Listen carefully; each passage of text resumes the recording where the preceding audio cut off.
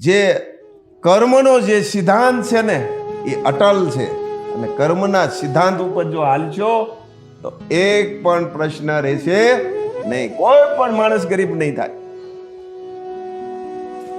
તમામ પ્રશ્ન હલ થઈ જાય, ભ્રષ્ટાચાર હલ થઈ જાય, ગમે તેવો હલ થઈ જાય.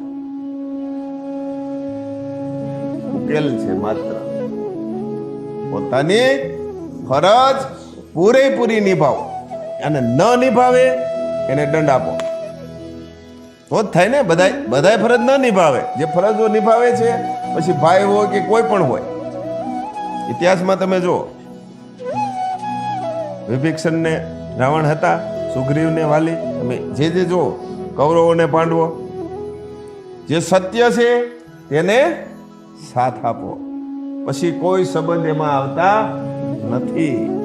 કારણ કે મારી નૈતિક ફરજ છે, હું નિભાવું છું, સામેવાળો નથી નિભાવતો, સમાજને નુકસાનકારક છે, તો એને દંડ આપો, કાયદો કડક બનાવો, પ્રશ્ન હલ જ થઈ જાય. અને કોઈ પણ ગરીબ રે, કારણ કે કર્મ સારું કરતા જાય, અને કર્મ સારું કરે તો એને પાછો જન્મ મળે તો સારી જગ્યાએ જ મળે.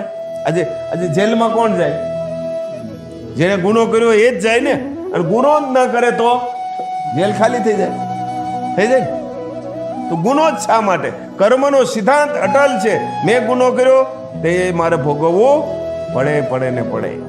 એટલે ઉપર પણ કર્મનો સિદ્ધાંત અટલ છે, તો ઉપલા જે કર્મના સિદ્ધાંત છે એ પ્રમાણે સતત જો તમે હાલતા રહેશો તો કોઈ જે છે કર્મ આગલું એ ભોગવાતું જાય, અને આ કર્મનું બેલેન્સ એટલું બધું તૈયાર થાય, ગરીબાઈ જ વહી જાય.